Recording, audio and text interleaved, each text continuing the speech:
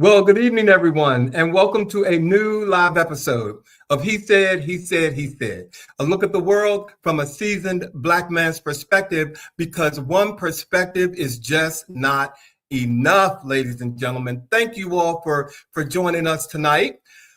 Before we get into tonight's conversation, I have to say something about the weather here in Washington, D.C.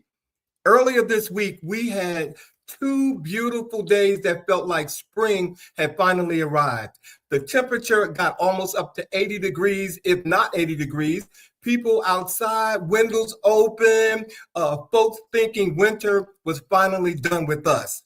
And then suddenly, 45 degrees, ladies and gentlemen, yesterday. The cold winds, it was blowing, and we even had snow. I was driving at 1 o'clock in the afternoon, and I had snow on my car. But hey, this is March, and we are in Washington, D.C., so I don't know what's going on with Mother Nature right now, but she seems to be a little upset. And I just want her to go through whatever she has to go through. It is Women's History Month, so I don't know what's going on with her. But, we're going to keep doing what we're doing right now just so that, we can ride this out until the weather finally makes up its mind.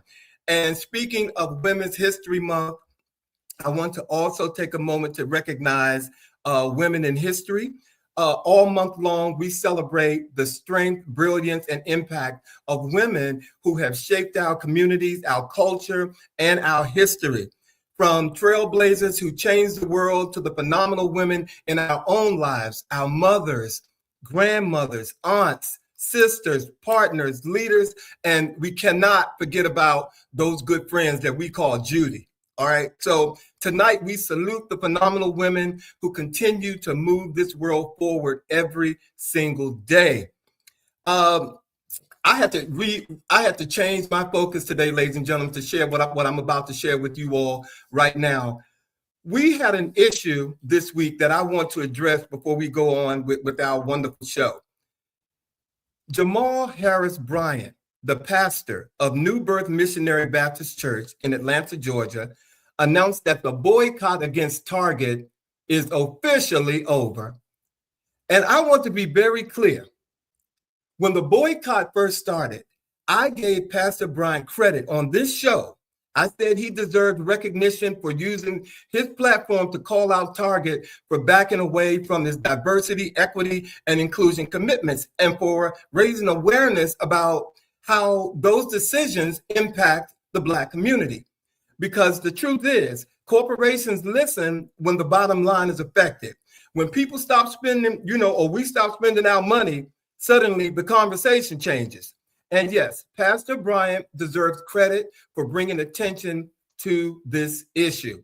But here's where I had the problem this week. Pastor Bryant, you do not have the authority to tell Black people when it's time to forgive a corporation. You don't get to walk out of a meeting with executives, announce that they gave you 3 out of 4 things you asked for, and then declare that the boycott is over. 3 out of 4. Demands is not a unanimous decision for millions of people. And the tone of his message, at least to me, came across like instructions. Like the community had just given, we were just given some marching orders and, okay, it's fine. You can go back to shopping, but that's not how empowerment works. Empowerment means people make their own decisions about where they spend their money. No one pastor, influencer, no public figure gets to tell any of us or decide that for anybody, or how we should carry on or not hold people accountable. Now, let me also say, Pastor Bryant is a very savvy communicator. He understands media, he understands attention, and lately he's been getting plenty of it, whether it's been about this boycott or even the headlines about the dress his wife wore to a recent conference. And listen, building your brand is part of the modern media landscape. He's clearly doing that very well, but when the church enters the arena of economic activism, it carries enormous moral authority. and that authority should be used carefully, because the church's real mission, at least to me, is helping bring people closer to faith, closer to community, and closer to purpose, not positioning itself as the final authority on when a boycott starts or when it ends. Now, if individuals decide that they want to go back to Target, that's fine. He even said that. And if others decide that they're still not satisfied and want to stay away, like me, that's our choice. But nobody gets to make that decision for the entire community. All right. Now, with that being said, ladies and gentlemen, I told you we have an amazing show tonight, and I want to tell you about it. Tonight, we're talking about a man whose impact on American history is undeniable, even if his name hasn't always been front and center. Bayard Rustin was the chief architect behind the March on Washington for Jobs and Freedom, the historic moment when hundreds and thousands gathered in Washington demanding jobs, justice, and equality. It's the day the world heard Martin Luther King Jr. deliver the immortal words, "I have a dream." But for years, Bayard Rustin's role in the moment was pushed to the margins, largely because he was a Black man who was openly gay. Tonight, we're asking, what does Rustin's story teach us about courage, visibility, and the radical power of being fully seen? So joining us tonight is someone who has spent his life working at the intersection of art, education, and advocacy. Returning to the He Said platform tonight, ladies and gentlemen, is an amazing man that I have gotten to know. Tim M.T. West is here with us tonight, ladies and gentlemen, and we definitely have a wonderful conversation prepared for you and with him tonight. And before we bring him in, I do have a quick public service announcement for my fellow music lovers, especially fans of Jill Scott.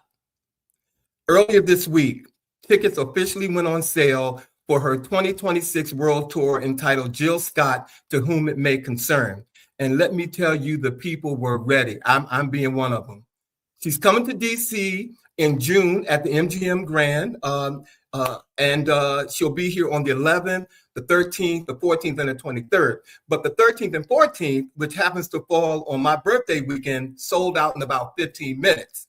That's how fast they went. So quickly, they had to add the 11th and the 23rd just to keep up with demand. Now, if you were lucky enough to get tickets like I was, there's something I want to share with all of you. This concert will be phone free. All right. When you arrive, your phone will be placed inside a locked container called Yadre. And here's my producer has a picture of it.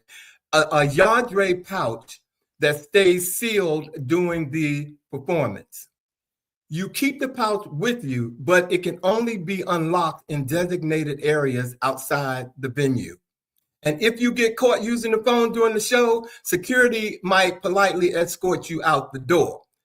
Now, I know some of you all are saying, wait a minute, no phones at a concert is becoming, it is really becoming more common. Even like at the Tony Awards last year, there were restrictions. So still, if you're heading to the National Harbor this summer, now you know what to expect. And speaking of checking in, ladies and gentlemen, I don't do what I do alone. So if you all are ready, ladies and gentlemen, let's get on with the chat.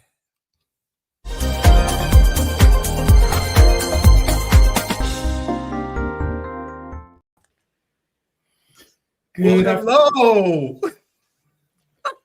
Gentlemen, happy Friday. Hello, gentlemen. Hello, how are you guys? Ladies and gentlemen, before we say hello to you, I just want you all to take a deep breath with me and say, welcome, Bobby. Welcome, Bobby. Thank you, guys. Welcome, welcome, Sean. Okay, and there's a story behind that, ladies and gentlemen. But welcome to the show. I'm going to say it's very good to be here. Can we say hello to these folks who have come up in here tonight? Patrice Wallace, thank you for being here. She always welcomes me. Rick Irick is here. Who else do we have here? Monica Pleasant is here. Charles Reese is here. George Pringle is here. Michelle Sims is here. Maurice Scott is here. Herbert Wilson is here. It's a full house. It is. I wonder where Charles is, 89 degrees in the West Coast. LA, I believe, is where he is. Oh, Wow. it is. I'm sure it's pretty warm. But we got a wonderful show tonight, and I don't know if you all know, but I'm sure you all know. But this is Oscar week. Oh yes, Oscars will air on Sunday, ladies and gentlemen. It will air, and I have been going to the movies all year. Okay, so I cannot wait. Are you all expecting the Oscars? This. Do you watch it? I haven't watched it in many, many years. I'm over it. Oh, you don't watch it? No. Well, this year you might, because I have a trivia question, some trivia for you guys tonight. If Ryan Coogler, who is the director of Sinners, wins tonight, yes, he'll be the first Black person in this category ever to win Best Director. Isn't that a little sad though? But he'll be the first Black director, and there have been plenty of Black directors, right? Yes. Yes. I'm not holding my breath. I'm not holding my breath for it. It would be wonderful, but I guess in the same spirit as Sean, like I'm beyond the Oscars being the validation of work, but so I just, but will I be there? Absolutely. Am I looking forward to that red carpet? Absolutely.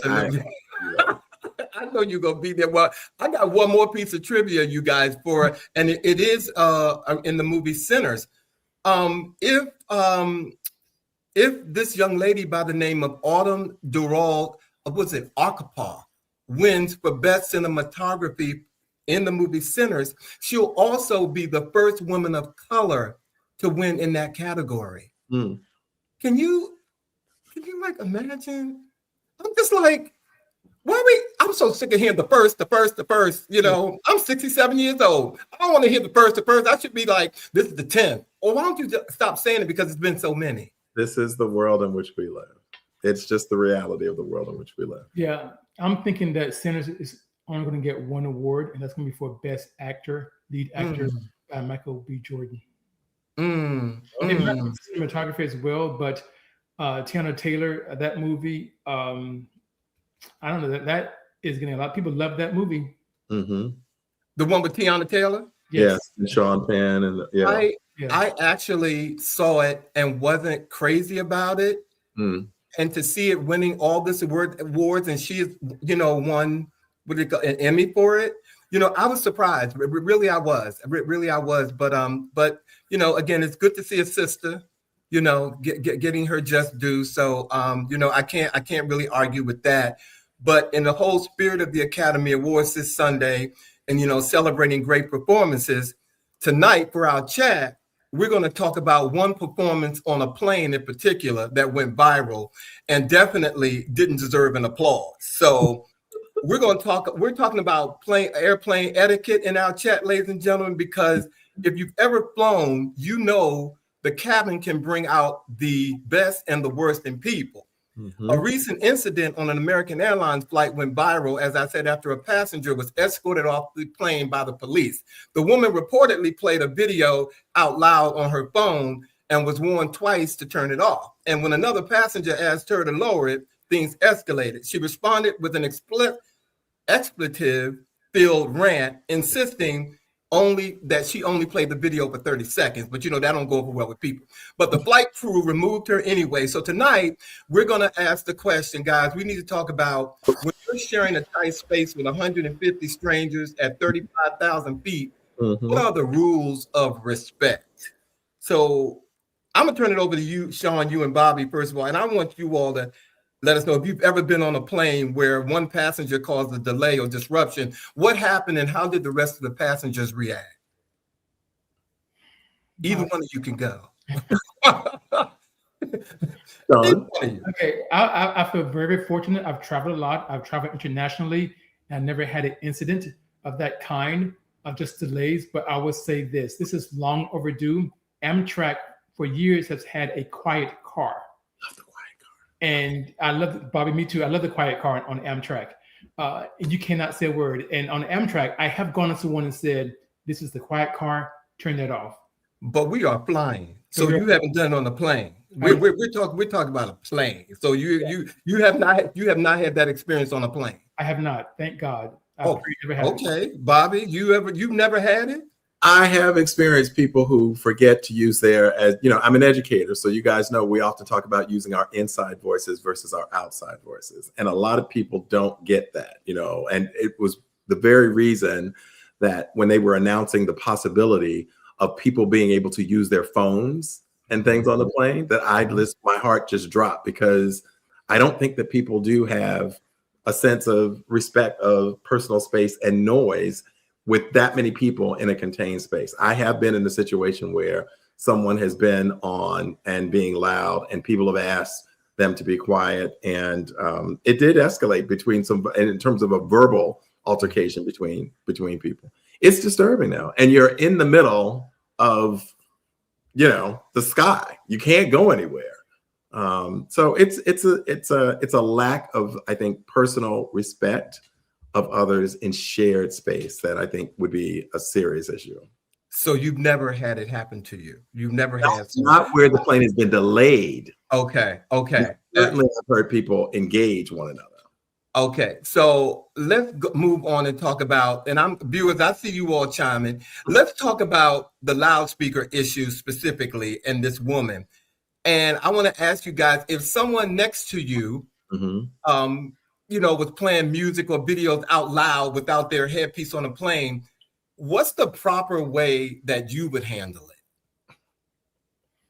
I would call the flight attendant.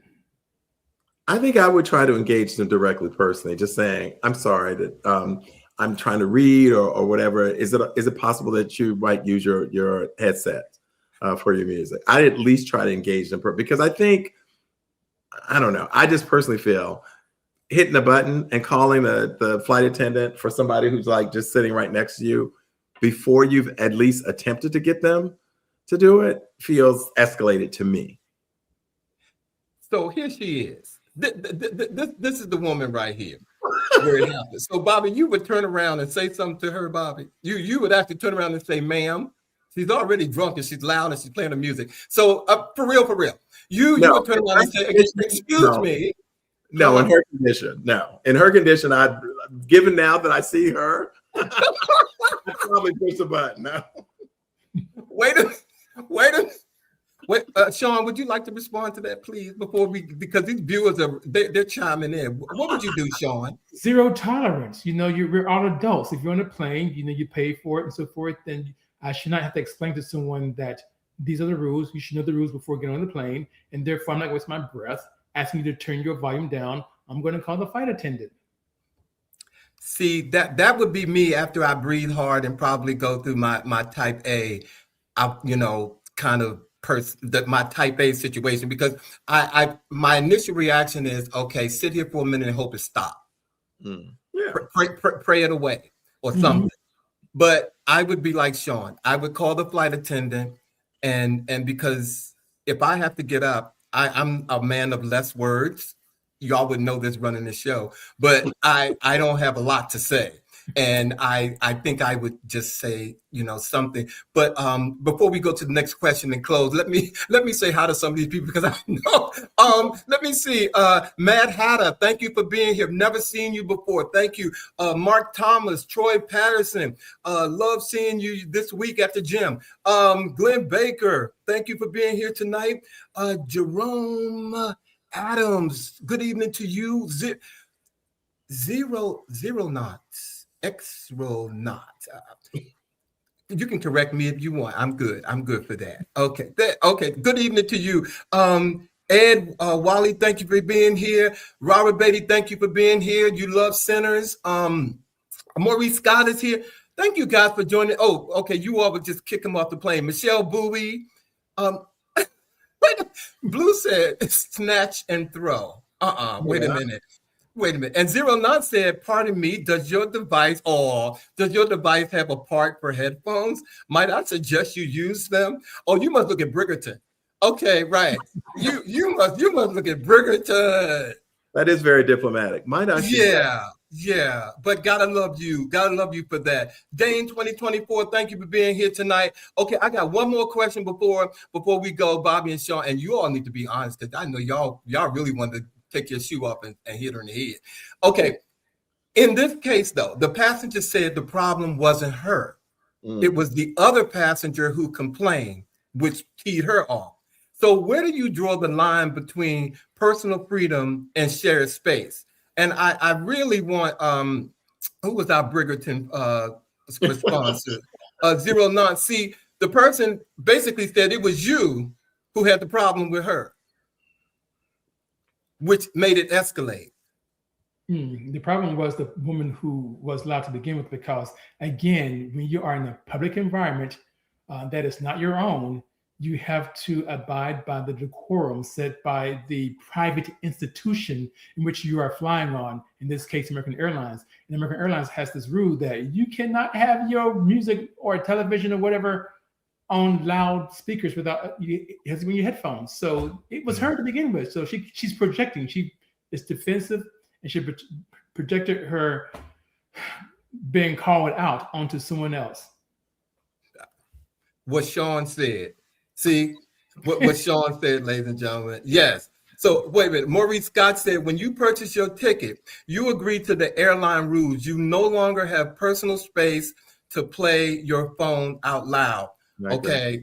Oh, and Glenn Baker said American Airlines announces the policy prior to departure. Period. Okay. So period.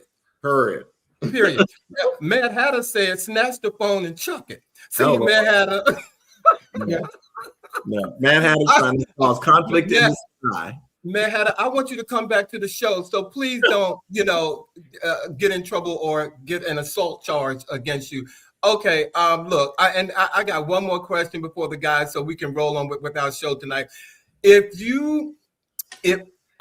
What is the worst behavior you've seen on a plane? And be honest.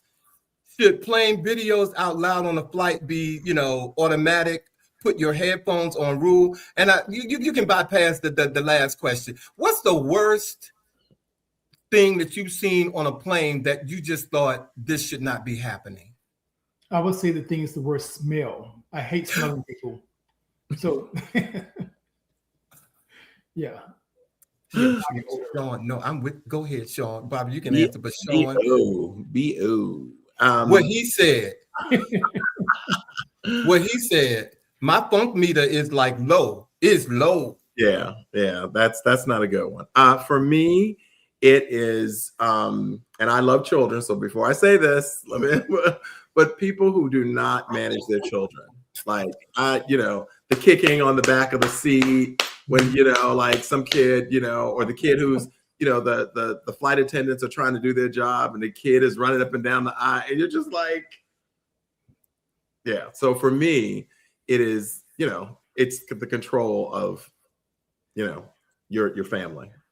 What Bobby said, and Maurice Scott said he can't tell what's the worst thing he said. Is that what he said? He said he can't answer that. Oh, on her. Okay, I thought you said you couldn't answer that on here, Maurice. And Bruce said with kids putting their feet up. Yeah, I have to agree with Bobby. Some of my worst experiences on a plane, and believe it or not, my worst experience was flying to Dubai last October on Emirates, and I saw something that said, you know what? You should open the door right now while we up in the air and just kick the whole family off this plane. Oh wow! I'm curious. But I'm going to give Emirates the credit. Emirates handled that like I have never seen a team handle this family the way they handled this family, and they did it. Their makeup didn't smear. They were all on one accord. They were all looking at them the same way. They were all talking in the same tone. But it was the worst family experience I had ever seen on a plane. And I don't know if it's culture, but it was awful. It was awful, and it was just awful. So anyway, you guys, thank you. And thank you, viewers, for indulging us in the chat. And, if you fly next time, think about our show, click like and subscribe to our YouTube page. And he said live. If you all, think about your experience on a flight. And let's be honest, airplanes can be maybe public transportation, but at 35,000 feet in the air is not the place that you want to test anyone's patience, ladies and gentlemen. Could you all agree? Can we say amen? Amen. Can I just say one quick thing? I can't believe that our girl Alma has suggested that parents need to just give their children cough medicine to put them to sleep when they're crying. Alma. No, well, she don't. Did she say something? Well, there's that. I can't think of that little gummy thing that I would give my nephew. It calms you down. Well, believe me, no person is more upset about a crying baby than the parent of that crying baby, knowing that everybody on the plane is like upset. So I don't know. I can't agree with that, because some parents think that because they have a kid that you should tolerate it. And we get into another conversation. We're getting ready to open, and we got an amazing show tonight. So we do. Yeah. Wait a minute. Troy said drugs to kids. Exactly. No, we're not going to do that, ladies and gentlemen. On this show, we're a family show. Exactly. So we're going to entertain our beautiful guests with that conversation right now. But are you guys ready? That's it. Yeah. Melatonin. You said you were going to move on, and then you read that comment. But because what is it? Nonce is really gearing us up tonight. Okay, all right. Are you guys ready for the show tonight? Because I am so ready for this show tonight. And I want to introduce him. So, ladies and gentlemen, tonight's guest is someone whose life and work sit at the intersection of art, education, and social justice. Tim M. West is an award-winning educator, poet, hip-hop artist, and advocate whose 3-decade career has connected classrooms, concert stages, and community movements.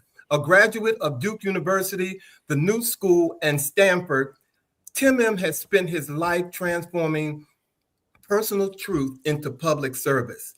Living openly with HIV since 1999, he has helped lead national efforts to dismantle stigma through art, education, and mentorship, while also shaping inclusive leadership through his work with organizations across the country. Today, he serves as executive director of the LGBTQ Institute at the National Center for Civil and Human Rights in Atlanta, advancing youth advocacy and intersectional leadership. Recognized as a pioneer of queer hip hop and named one of the icons of LGBTQ History Month, Tim M. recently received the Stanford Pride Trailblazer Award for his continued commitment to equity and liberation. Amen. Ladies and gentlemen, please welcome to the He Said platform, Tim M. West, please. Hey, everybody. Hey. I have a correction. Troy Patterson is saying he knew me as a 19-year-old upstart. He better try to add some years to that. I was like 17 when I met Troy, sneaking up in the club in North Carolina. He said, Troy. I'm going to ask you about that, Troy, next time I see you. and Maurice Scott knows me when I was a youngling too. So, so you're a baby gay, as they say, a baby gay. See, dropping acorns, y'all. Okay, we got a squirrel up in here. We'll call you out. Okay, Tim M., welcome to the show tonight, my brother. Always a pleasure to see you. I mean, you just exude joy to me, man. Yeah. So look, I know Tim M. is busy, you guys, and he can tell you about that later. But I'm going to go ahead and kick off our conversation with you. And first of all, I want to welcome you back. And since your last appearance with us, what has changed in your life personally and professionally that our audience should know about? Yeah, I feel like where's Waldo a little bit of the time, because every time I turn, people's like, where does Tim M actually live? Like, I thought he was in Chicago. No, is it Houston, DC? People jokingly call DC default city for me because I've lived there 4 times across 3 decades. They said, you're always going to come back to DC. But after I left Atlanta in 2017 to move back to my birthplace of Cincinnati in 2024, the work that I'm doing now in Atlanta through the Rustin Institute for Leadership Development was a calling to just move back. In my 50s, I can't do that back and forth, 10 days here, 20 days there.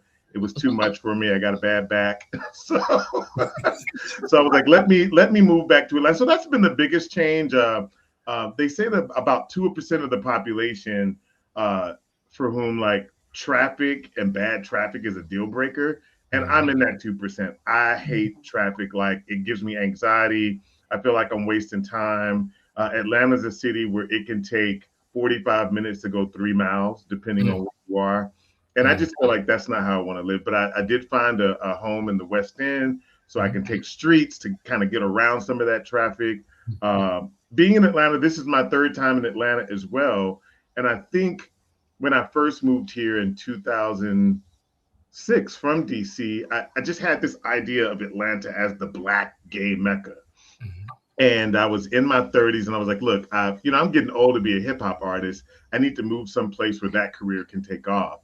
And so I came here then, left my teaching job in DC to become an artist. And that didn't pan out. I realized I like healthcare and a paycheck. Okay. And so, but that experience was a little bit frustrated. Moved here 10 years later in a relationship that went bad. So this time I moved here on my own terms, not in a relationship.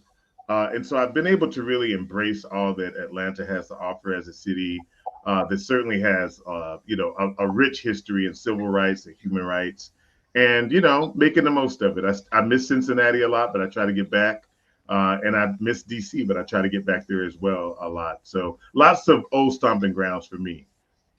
Well, thank you for answering that. And he just told you he's single. He lives in Atlanta. He's free, and so he just gave all that. But thank you very much. Thank you, Tim. Yes, all of that is true. And you should also mention I'm a little guarded too. So. No, you can talk about that over dinner. Okay, Gosh. No, I get that. I think we're all a little guarded these days.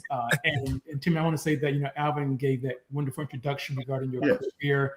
Again, like expanding music, education, advocacy, public service, all of that, outstanding. But when you look back, what was the moment you realized your personal story could become something that was for social change or a tool, if you will, for social change?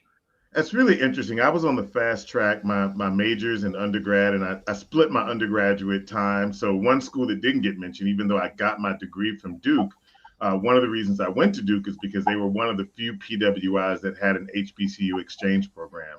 I spent the better of my junior year at Howard University. Hey, Bobby. And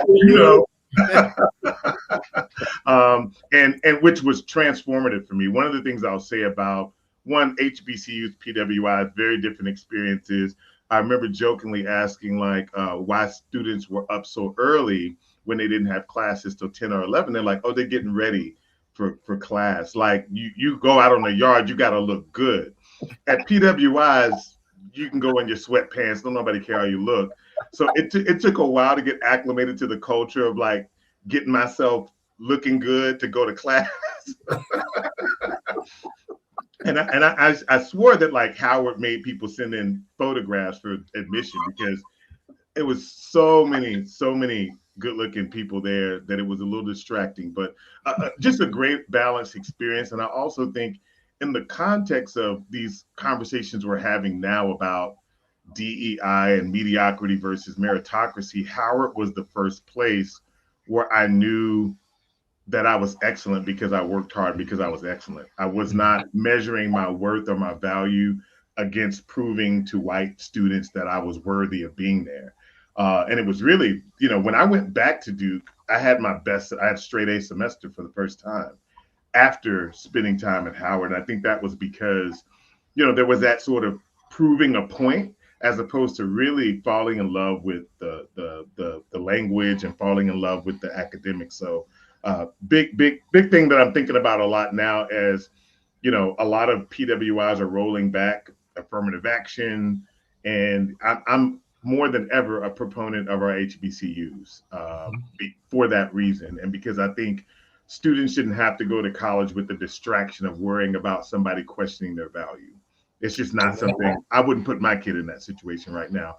What I would say, to go back to your question, is that moment for me had to do with my HIV status. I was on the fast track undergrad, graduate school in New York. I got into a PhD program at Stanford. And so I wanted to be the next Cornel West. Cornel West was a mentor of mine and someone I looked up to. He was a philosopher by training. I was studying philosophy. And when I was told that I diagnosed with HIV in 1999, it really just made me pause. That was in June, right before my 27th birthday. We all know that HIV in the 90s was a very different landscape. So I had come through college and my time at DC and Howard, seeing people at the club, and then 3 weeks, 4 weeks later, you hear they're sick or that they passed away. And so it was a really scary time for me that really made me think about what's the legacy that I want to leave. Fast track, maybe 2 months after my diagnosis, and I had promised I wasn't going to tell anybody about my status. It wasn't something I was proud of, because I think that something that a lot of us don't think about is for those that are well educated and knowledgeable. I'd worked in HIV prevention.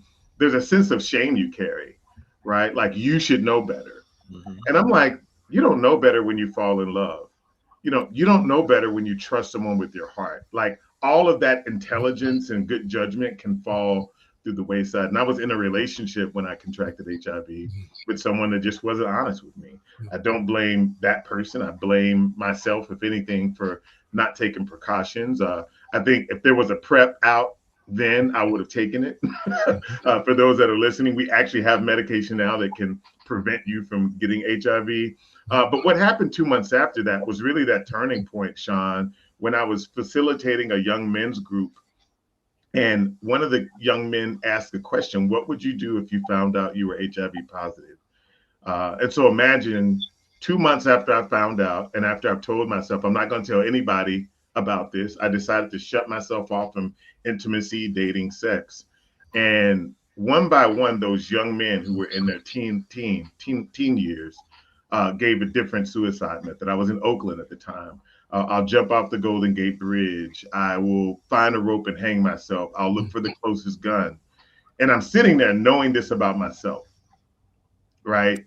And my first thought was like, I cannot let these young men who I guide and who I love and I mentor and care for leave the room thinking that that is how you deal with an HIV status. And so that, to me, Sean, was that pivotal turning point. I did not want to be a poster child.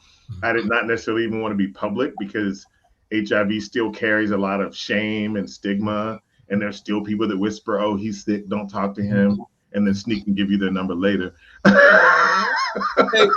Hey, Tim, excuse me, I don't mean to cut you off, but we're gonna move a little quickly, because we know that you're on a time slot. But before Bobby asks his question, can you tell our viewers, you mentioned the acronym PWI. Can you briefly tell us what that is? Yeah, so I actually have issues with the acronym. It stands for Predominantly White University. And I think that I'm a philosopher by training, so if we're going to be logical and equivalent, if we're going to say historically Black colleges and universities, why don't we use historically white colleges and universities as the equivalent, right? We say predominantly, but I think it guises and hides the systemic marginalization and exclusion of Black people. It's not that we didn't want to go to y'all's universities. Y'all wouldn't let us in. And there you have it. Bam, bam, bam. Tim, it's so good to see you, my brother. Yes. So my question has to do with how you've described your life's work and living at the intersection of both art, identity, and justice. So tell us how those three worlds collide. Wow. I think of all the identities I carry, I'm a poet. And I know that sounds a little weird, but I think I learned very early from my maternal grandmother that I was gifted at writing, that writing was a calling, it was a gift. And she told me about my Uncle Jesse, which was my great Uncle Jesse, who was a poet and a writer. I think my grandmother, my maternal grandmother, was also the first person that recognized that I was gay. I remember her telling me on the porch one time, you like boys. And I was, coming back from Little League football with my pads on, like, what? Like, did she just call me out? Did she just spill my tea? And I said, nah, boys are cool. And she said, no, you like boys. And I remember her saying this was back in probably the early 80s, like, people can be real mean. You got to be careful. And my grandmother still guides me in that, but she said, you're gifted. And she said, if you're not fulfilling your gift, so that writing, that poetry sometimes manifests as hip hop. Sometimes it's a speech, a motivational speech at a conference. Sometimes it's a book. But I think writing is at the core of who I am. And I think you take that away, I don't really know who I am. I think writing is the common denominator of all the ways that I show up in the world. I love that. And that kind of takes us into the next area of discussion, which is arts expression and advocacy. But I will say this, people often say that when someone tells you who they are, believe them. I will also add that when your grandmother tells you who you are, believe her. Okay? It took me a moment. I was fighting it, but I was like, no, baby, you like boys. But let's take us to the first question regarding arts expression and advocacy and all that. But so you are recognized as a pioneer of queer hip hop, and you talked about earlier on about going to Atlanta and pursuing that. But how did music first become your platform for truth telling? Oh, so this is an interesting PK story. I'll keep it quick. I grew up in a Koja Pentecostal family. My dad was pastor, preacher. We were not allowed to listen to secular music. And I think at a point where my mom and dad started having marital issues, it wasn't necessarily around religion, but my mother was kind of Southern Baptist, so a little bit more open around the secular piece. And so we bought a little radio, and we used to sneak and listen to 80s music in the closet because we couldn't do it out loud. In fact, the kids at school said, your mama got cable just so y'all can watch PTL and Chinese. That was the joke, right? And that was what we grew up, church in, church out all day long. But there was something about that 80s music, from Duran Duran and Culture Club and SOS Band and Midnight Star, that just touched something in me, right? One, it was kind of forbidden, so it was kind of forbidden fruit. But I think through that music of the 80s, it really, to me, it kind of bridged the spiritual and the secular, because some of those songs hit me here, right? And I'm like, that's God. Like, I know this is God. And if I feel it, what's wrong with that? Why are we being forbidden to listen to music that uplifts me, that I feel? And I think it was then that, I really gravitated to early hip hop, before they knew it would be a long-standing thing. I remember when they thought hip hop was going to be a fad, right? And so to carry that forward in my own work was really important. Sort of coming from I'm probably the least musical person in my family. All my siblings play instruments and sing. I just sing and rap. They sing better than me, but I think I didn't realize that I was talented as an artist until I got to college. And they're like, oh boy, you can sing a little bit. So, you got nice tone. You know how they sing. I still have your first CD. You have songs from Red Dirt? I have, and you autographed it, and I have it. I do, right up there. I do. Wow. Oh, wow. Okay, so now I'm going to get to ask a question about the struggle of balancing for activists, the creative side and the movement work. Right. Tell us a little bit about how you manage that balance of the creative and the movement. I'm going to have an admission, which is that I haven't balanced it well. When I started working for Teach for America in sort of the executive realm in 2014, I kind of got excited about getting a good big job. And I published my last book in 2015. I haven't published one since. I published my last full solo album in 2015 as well. I haven't done one since. So the answer to that is I haven't balanced it well. I think with the transition from the LGBTQ Institute becoming its own 501c3, the Rustin Institute for Leadership Development, I'm in the commander seat where I can make sure that the work I do as a advocate and as a leader, that people also see leadership through the creative realm, right? Toni Morrison has this quote, and I'm probably going to botch it a little bit, but it's like, she said, now is the time, right? When we're struggling with democracy, now is the time when artists do their work. It would be short-sighted of me to think that my work is just the advocacy, the speeches, and not the music and the writing. And so I think I have to commit to myself, and I commit to myself not only for myself, but because there are generations of younger people that think they have to choose between their arts and their advocacy. And let's be honest, as Black people, well, what's your real job? You know, you're not going to make no money playing that horn or, you know, acting or whatever else. And I think we have to let our kids know, yeah, it's great to know STEM and computers and math and all this stuff, but you can also do that and be an artist, right? It's a both and, not an either or. And as a people, we communicate so much of our struggle and freedom through our music. Absolutely. So we gotta find that balance. I think our freedom is bound up in us balancing our genius and our creativity. Absolutely. Well, I'm going to, speaking of balance, I want to now move on to Bayard Rustin and the historical legacy and the work that you're doing there, Tim. And so our episode tonight focuses on the architect of the dream, Bayard Rustin, the 1963 March, and the radical power of being seen.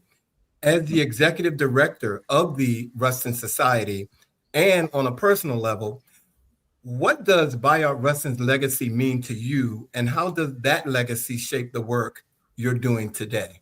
In a word, I found out about Bayard Rustin in the late 90s in grad school in New York.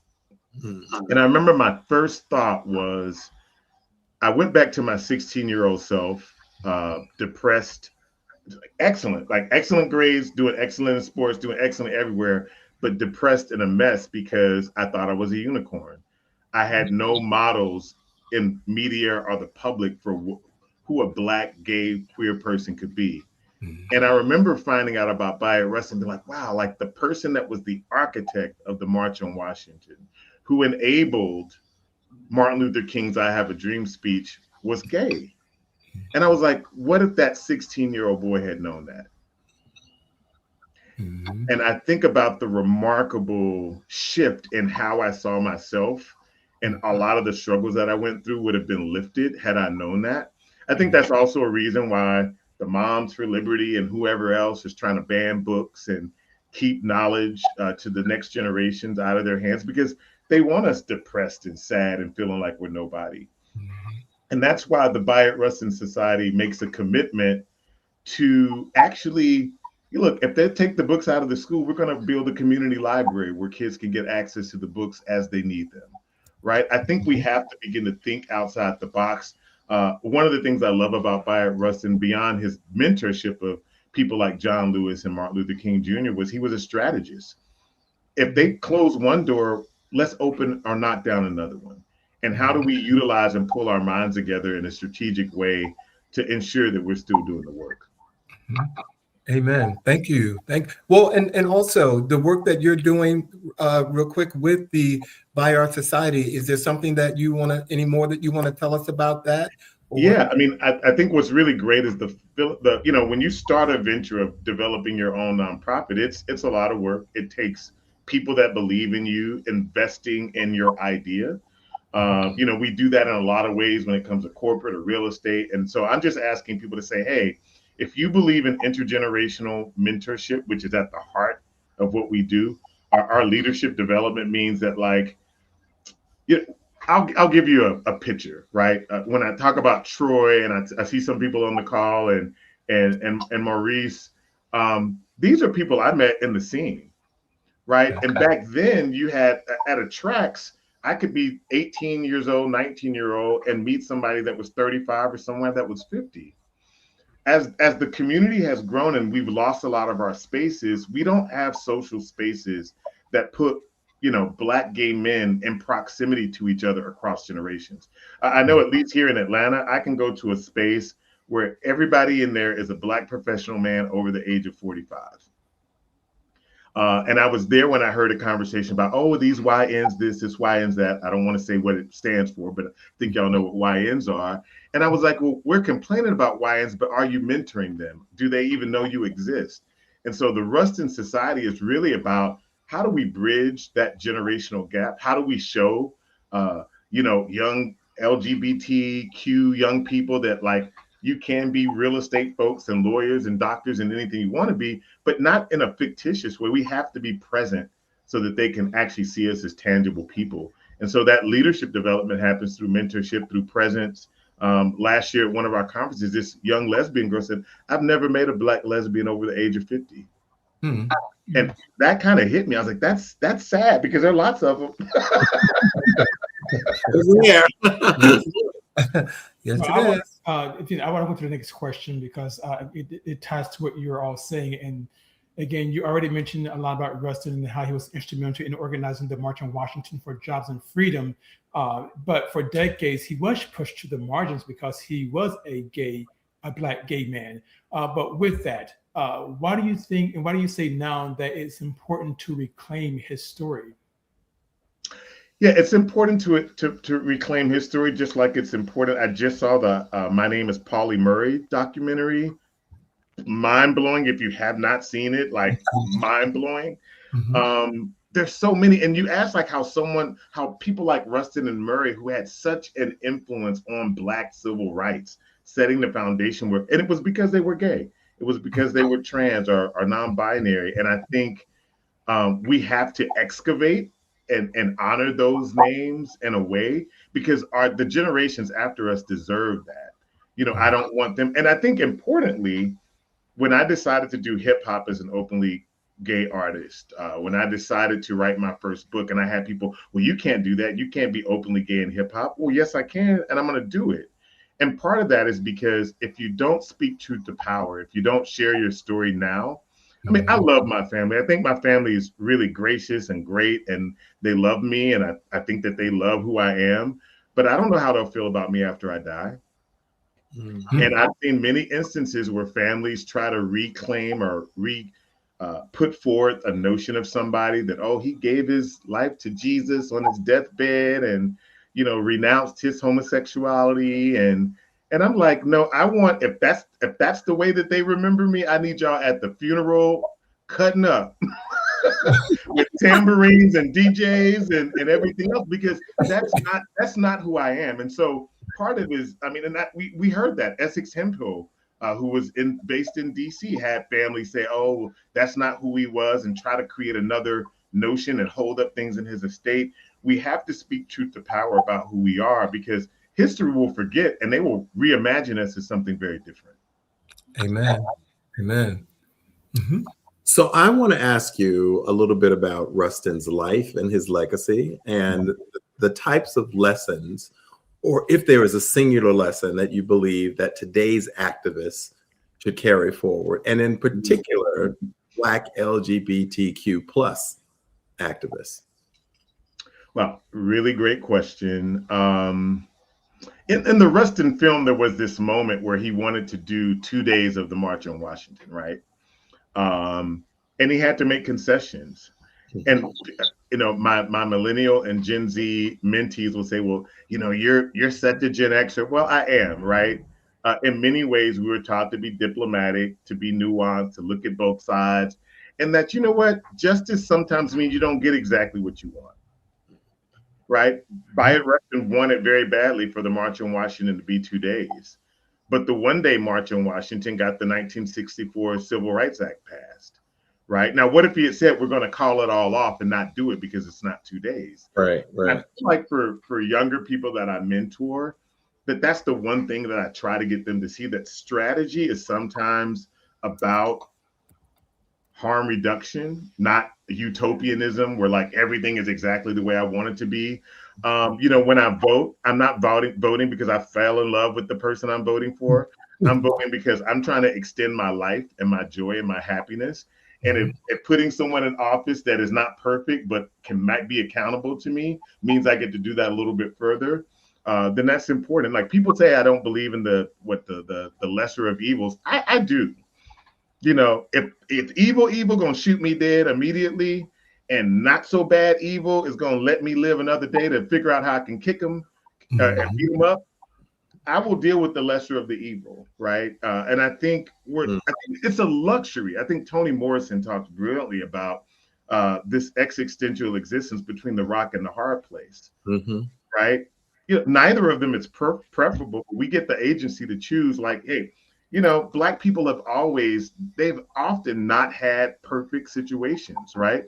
Beloved, the choice was a mother taking a saw to her kid's neck rather than seeing that kid go off into slavery.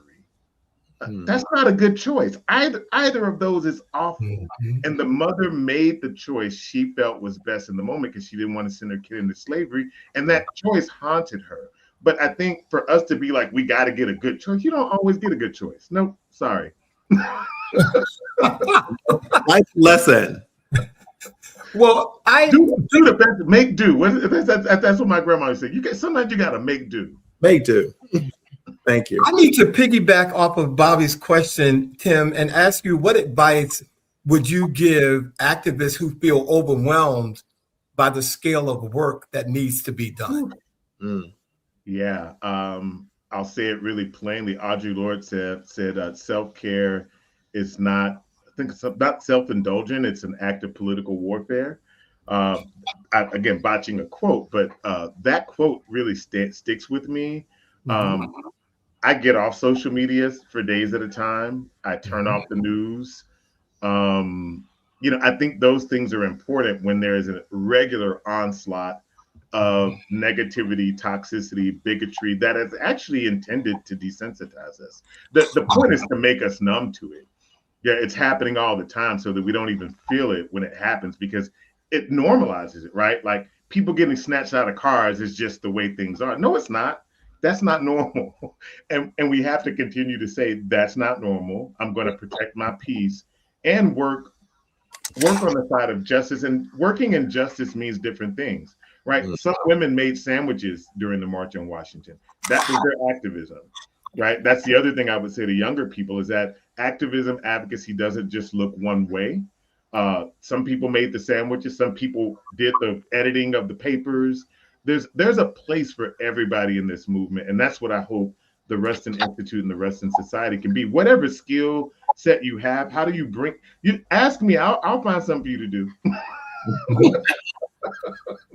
I want to take a moment. Our viewers, I know you all are here for Tim, and you know how we do. We like to stay on task, but sometimes we have a conversation that goes over. And tonight we're going to do that because we have a special treat for you guys. So we're going to keep rolling, Tim, and get to the end of our discussion with you because we have a few more important questions that we know our viewers want to definitely know.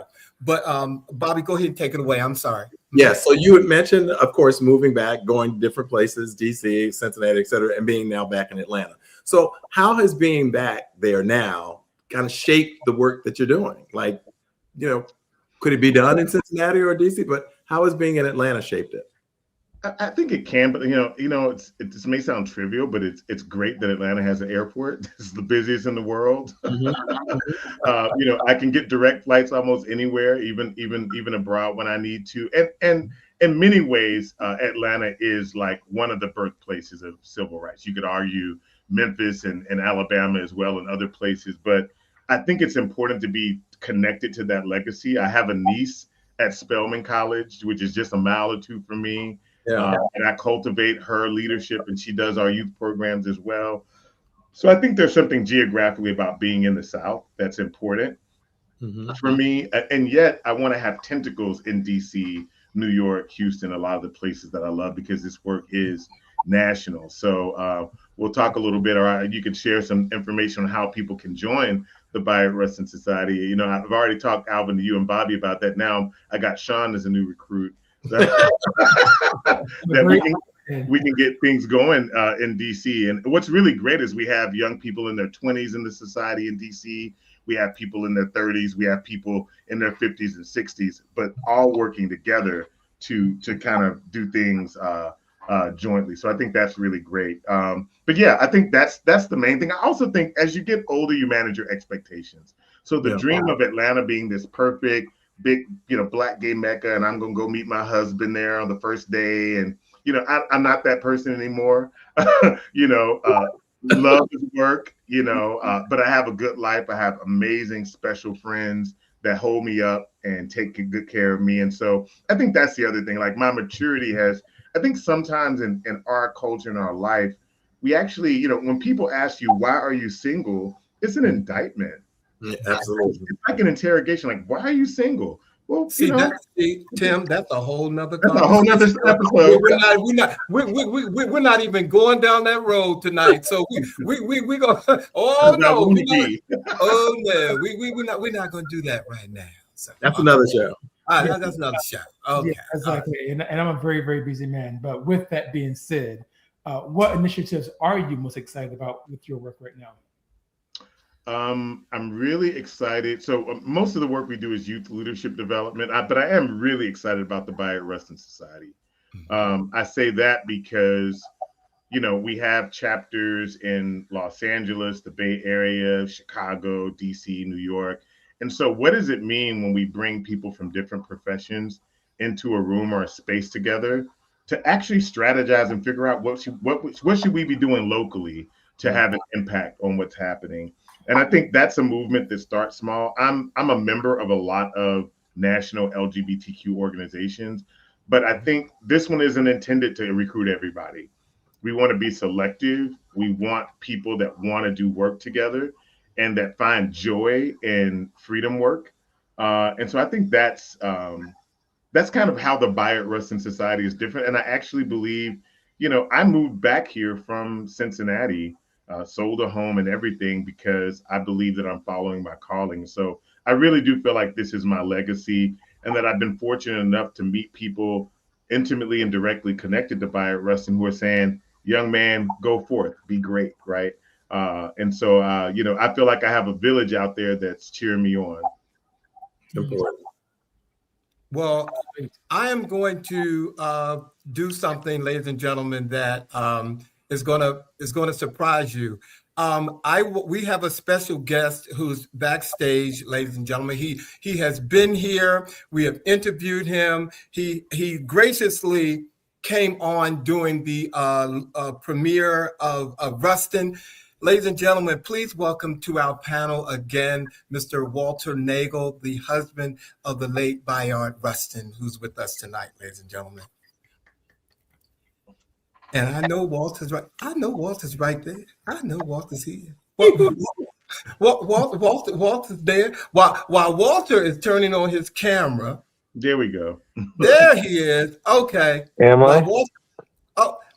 Walter, we can't see you. We hear you, but we can't see you. All right, I'm trying. Okay, well, you know what, Walter, while you're doing that, I'm gonna ask Tim a quick question. Tim, and for anyone watching tonight who may still be struggling with visibility, identity, and courage, what would you tell them about the power of living authentically? It's nobody can tell your story like you can, and no one can keep it authentic like you can. And if you don't tell it, you leave history to tell it for you. And I don't want to take that risk.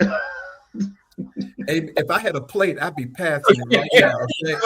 I'd be walking around right now passing that plate. I am so sorry that Walter's camera is not working, ladies and gentlemen. For those of you who didn't catch us in 2023, was it Bobby? 2023, 24? Yeah. I don't know. I think it was 23, 24. It was yeah. It was late in 23. Well, he's here, ladies and gentlemen. First of all, Walter, thank you for gracing the show again. Glad to have you here. And I just want to ask you a question. I didn't have any questions prepared because you surprised us tonight. But can you tell us why you are in Atlanta tonight? Well, I'm here because tomorrow at the Civil and Human Rights Center, Tim is having a special event to celebrate Bayard's 114th birthday. Can't believe that, but that's what it is. And so we're doing that event tomorrow. The birthday's actually on the 17th, next Tuesday. St. Patrick's Day. But we're having a special event tomorrow at the center. Well, first of all, happy birthday, Bayard. Oh my God.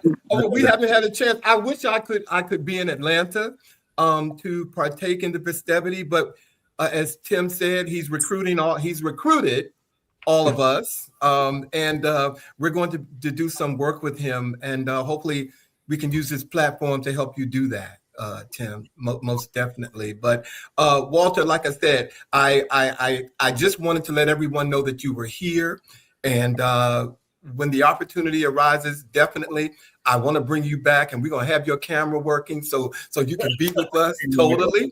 But thank you for joining us, Walter, and we do look forward to seeing you hopefully very soon. Yeah, Thank you. I look forward.